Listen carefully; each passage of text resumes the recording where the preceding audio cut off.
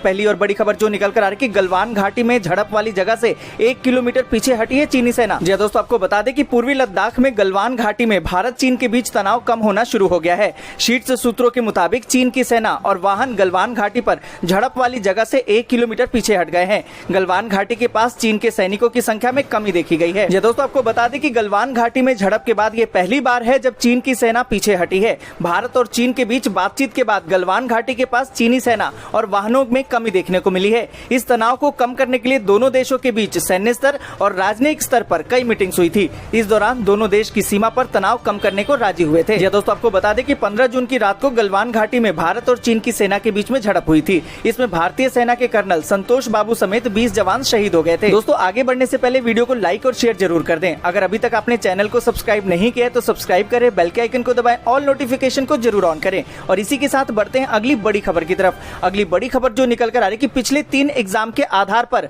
12वीं का रिजल्ट आएगा, बोर्ड ने कहा है। दोस्तों, आपको बता दें कि महामारी संक्रमण को देखते हुए 1 जुलाई से 15 जुलाई के बीच में हो रही परीक्षाओं को लेकर अभिभावकों ने सुप्रीम कोर्ट का दरवाजा खटखटाया था। सुप्रीम कोर्ट ने गुरुवार को हुई सुनवाई में सीबीएसई और आईसीएसई बोर्ड ने अपनी बची हुई परीक्षाएं निरस्त कर दी हैं। आपको बता दें कि यह जानकारी दोनों बोर्ड ने गुरुवार को सुप्रीम कोर्ट में सुनवाई के दौरान दी है। इसके बाद कोर्ट ने केंद्र और सीबीएसई को 12वीं क्लास की परीक्षा को लेकर नया नोटिफिकेशन जारी करने को कहा है। इस मामले में कल फिर सुनवाई होगी। दोस्तों, आपको बता दें कि सुनवाई के दौरान सीबीएसई और केंद्र से सुप्रीम कोर्ट ने कहा कि नए नोटिफिकेशन में आंतरिक मूल्यांकन और परीक्षा के बीच विकल्प का स्पष्ट करें। साथ ही स्टेट बोर्ड एग्जाम की वर्तमान स्थिति और परीक्षाओं की तारीख के बारे में भी बताएं। आपको बता दें कि कोर्ट ने कल यानी कि 26 जून की सुबह तक सीबीएसई से नया नोटिफिकेशन और हलफनामा मांगा है। इसमें बोर्ड को यह बताना होगा कि वो 3 लास्ट एग्जाम कौन से होंगे और इसमें रिजल्ट किस तरह तैयार किया जाएगा। दोस्तों, आपको बता दें कि सीबीएसई बोर्ड परीक्षाओं पर सुनवाई के दौरान केंद्र की ओर से दलील रख रहे सॉलिसिटर जनरल तुषार मेहता ने कहा कि 1 से 15 जुलाई तक होने वाली परीक्षाओं को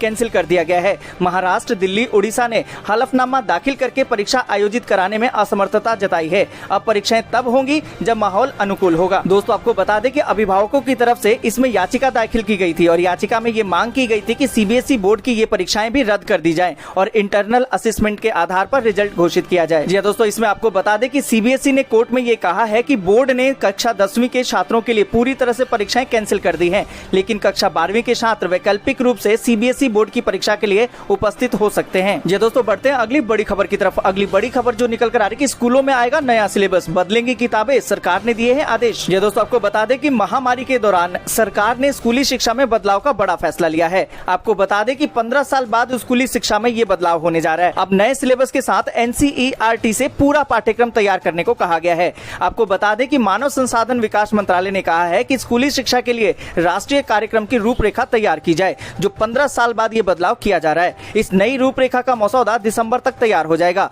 वहीं नया पाठ्यक्रम अगले साल मार्च तक तैयार हो जाने की संभावना है। जी दोस्तों, आपको बता दें कि मंत्रालय ने एक बयान में कहा कि स्कूली शिक्षा के लिए नया पाठ्यक्रम तैयार करने का काम शुरू हो चुका है। एनसीईआरटी से उम्मीद है कि नए पाठ्यक्रम के मुताबिक किताबों में जरूरी बदलाव करेंगे। स्कूली शिक्षा के लिए इस प्रक्रिया की शुरुआत विषयों के विशेषज्ञ करेंगे। इस मामले में दिसंबर 2020 तक अंतरिम रिपोर्ट दे दी जाएगी।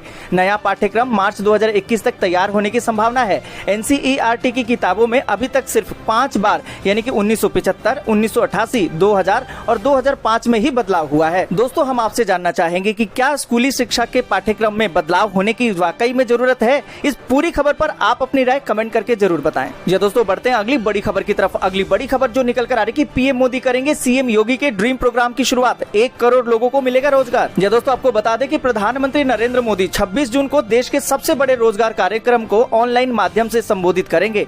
आपको बता दें कि इस रोजगार कार्यक्रम से उत्तर प्रदेश के 1 करोड़ से ज्यादा नौकरी और रोजगार पाने वाले लोग जुड़ेंगे। ये दोस्तों, आपको बता दें कि उत्तर प्रदेश के मुख्यमंत्री योगी आदित्यनाथ के प्रयासों से प्रदेश के 1 करोड़ से ज्यादा लोगों को नौकरी और रोजगार मिलेगा। इसमें अन्य राज्यों से घर लौटे प्रवासी श्रमिक और कामगार के साथ साथ स्थानीय लोगों को भी लाभ मिलेगा। पीएम मोदी आत्मनिर्भर उत्तर प्रदेश रोजगार अभियान की शुरुआत करेंगे। दोस्तों, आपको बता दें कि इसमें दिल्ली से प्रधानमंत्री नरेंद्र मोदी ऑनलाइन माध्यम से उत्तर प्रदेश के 6 जिलों के लाभार्थियों से बात करेंगे, जबकि उत्तर प्रदेश के मुख्यमंत्री आदित्यनाथ लखनऊ से इस कार्यक्रम के जरिए लाभार्थियों से बात करेंगे। दोस्तों, आपको बता दें कि जिस तरीके से आपदा की इस घड़ी में लोगों के रोजगार चले गए हैं, अगर सरकार इस तरीके से कदम उठाती है तो ये सभी के लिए राहत भरी खबर है। इस पूरी खबर पर आप क्या सोचते हैं, कमेंट करके जरूर बताइए। और इसी के साथ बढ़ते हैं अगली बड़ी खबर की तरफ। अगली बड़ी खबर जो निकल कर आ रही है कि बॉयकॉट चाइना कैंपेन से बचने के लिए कंपनी अपना रही है ये तरीका। जी दोस्तों, आपको बता दें कि देश में चीन के खिलाफ एक गुस्सा पनप रहा है। बॉर्डर पर चीनी सैनिकों ने जो झड़प की और उसमें 20 भारतीय जवानों को जो शहीद होना पड़ा,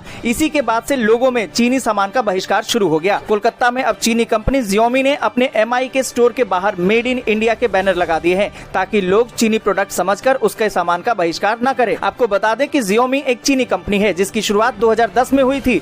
अब जब देश में चीनी प्रोडक्ट के खिलाफ गुस्सा है तो कोलकाता के स्टोर में मेड इन इंडिया लिख दिया गया है। यहाँ तिरंगे की तरह बैनर को बना दिया गया है और स्टोर पर चिपका दिया गया है। दोस्तों आपको बता दें कि इतना ही नहीं, Xiaomi भारत के MD मनु कुमार जैन ने ट्वीट करके लिखा कि हम खुशी के साथ आपको बताना चाहते हैं कि हमारा अधिकतर सामान भारत में ही बनता है और अपनी फैक्ट्रियों में हम हजारों भारतीयों को रोजगार देते हैं। आपको बता दें कि Xiaomi का भारत के बाजार में 31% तक का हिस्सा है। स्मार्टफोन हो या फिर स्मार्ट टीवी, कंपनी का बोलबाला हर तरफ है। दोस्तों आपको बता दें कि कोलकाता में लोगों में चीन के सामान के प्रति मिलीजुली प्रतिक्रिया है। लोगों का कहना है कि अगर पूरी तरह से प्रोडक्ट भारत में बनकर तैयार होता है तो उन्हें कोई दिक्कत नहीं है, लेकिन अगर चीन से सामान लाकर भारत में असेंबल किया जाता है और फिर उसे मेड इन इंडिया कहा जाता है तो ये धोखा होगा। दोस्तों आपको बता दें कि सिर्फ कोलकाता ही नहीं बल्कि देश के अलग अलग हिस्सों में चीनी कंपनियों ने लोगों के गुस्से से बचने के लिए ऐसे कई तरीके अपनाए हैं। दोस्तों हम आपसे जानना चाहते हैं कि आप क्या सोचते हैं इसके बारे में। आप अपनी राय कमेंट करके जरूर बताएं। ये दोस्तों बढ़ते हैं अगली बड़ी खबर की तरफ। अगली बड़ी खबर जो निकल कर आ रही कि पेट्रोल डीजल की बढ़ती कीमतों पर प्रियंका ने कहा कि सरकार की रुचि जनता की जेब काटने में। ये दोस्तों आपको बता दें कि देश में पिछले 19 दिनों से हर रोज पेट्रोल और डीजल के दाम बढ़ रहे हैं। कांग्रेस समेत समूचा विपक्ष केंद्र सरकार पर हमलावर है। अब कांग्रेस महासचिव प्रियंका गांधी वाड्रा ने गुरुवार को इस मामले में केंद्र सरकार पर निशाना साधा है। प्रियंका ने लिखा कि संकट के इस वक्त में सरकार की रुचि जनता की जेब काटने में है। यह दोस्तों आपको बता दें कि प्रियंका गांधी ने अपनी ट्वीट में लिखा कि आज 19वें दिन लगातार भाजपा सरकार ने डीजल पेट्रोल की कीमतें बढ़ाकर ये बात साफ कर दी है कि भाजपा को इस संकट के समय भी पब्लिक की जेब काटने में ज्यादा रुचि है। आज पूरे यूपी में कांग्रेस पार्टी ने जोरदार प्रदर्शन किया। जनता इस लूट को बर्दाश्त करने के लिए तैयार नहीं है। ये दोस्तों बढ़ते हैं अगली बड़ी खबर की तरफ। अगली बड़ी खबर जो निकल कर आ रही है कि कर्नाटक सीएम की बड़ी चेतावनी, नियमों की अनदेखी हुई तो बेंगलुरु में लग सकता है लॉकडाउन। ये दोस्तों आपको बता दें कि देश में महामारी का संकट लगातार बढ़ता जा रहा है और कई जगह तेजी से मामले बढ़ रहे हैं। कर्नाटक में भी पिछले दिनों में महामारी ने अपने पैर पसारे हैं। ऐसे में अब मुख्यमंत्री BS येदियुरप्पा ने लोगों को एक बार फिर से चेतावनी दी है।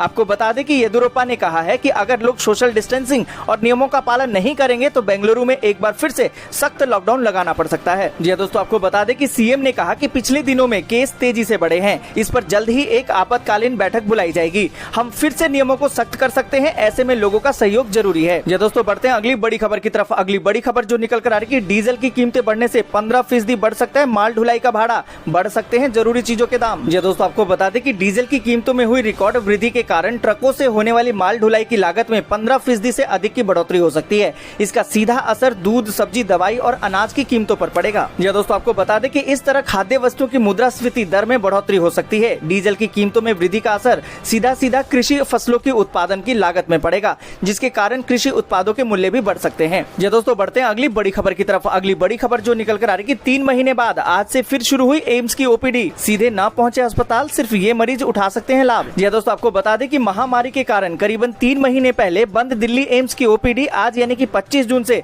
पहले की तरह खुल गई है। एम्स के ही एक वरिष्ठ अधिकारी ने बताया कि 25 जून से एम्स में ओपीडी सेवाएं बहाल हो गई हैं। आपको बता दें कि एम्स के न्यू ओपीडी ब्लॉक में मरीजों का उपचार किया जाएगा। उन्होंने बताया कि महामारी के चलते पहले से तय सर्जरी और ओपीडी पर रोक लगा दिया गया है। हालांकि लॉकडाउन में आपातकालीन सेवाएं और उपचाराधीन मरीजों के लिए टेलीकम्युनिकेशन सेवाएं जारी रहेंगी, जिनकी मदद से हजारों मरीजों को चिकित्सीय सलाह उपलब्ध कराई गई है। आपको बता दें कि हालांकि दिल्ली एम्स में अब तक 1300 से ज्यादा स्वास्थ्य कर्मचारी और उनके परिजन महामारी संक्रमण की चपेट में आ चुके हैं। इसको लेकर प्रबंधन भी थोड़ी परेशानी में है, क्योंकि फिर से चिकित्सीय सेवाएं शुरू करने के लिए स्टाफ को आना भी जरूरी होगा।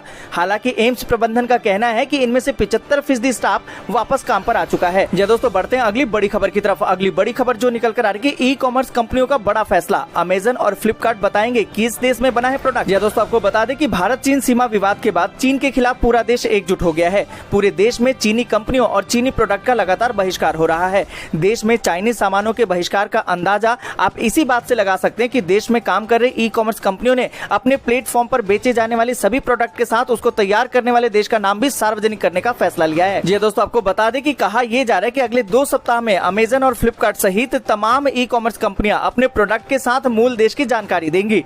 आपको बता दें कि वहीं अमेजन और फ्लिपकार्ट ने सरकार से उन प्रोडक्ट प्रोडक्ट के बारे में भी सलाह मांगी है जो बनते तो भारत में है लेकिन उनके कंपोनेंट चीन या किसी अन्य देश से आयात होते हैं। हालांकि अमेजन, फ्लिपकार्ट और स्नैपडील ने इस मामले पर कोई आधिकारिक बयान जारी नहीं किया है। दोस्तों आज के लिए बस इतना ही। वीडियो को लाइक और शेयर जरूर कर दें। अगर अभी तक आपने चैनल को सब्सक्राइब नहीं किया तो सब्सक्राइब करें, बेल के आइकन को दबाएं।